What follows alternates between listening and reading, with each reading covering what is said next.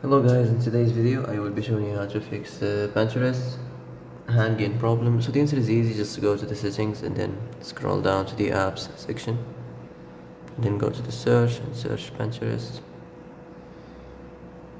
Then go to the storage and here you will find this clear cache option, click on it.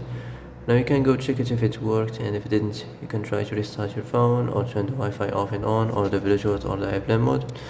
Also, you can try to clear data, but be careful. If you clear data, all this application's data will be deleted. This includes all files, the settings, the accounts, the databases, etc. So be careful if you want to clear your data.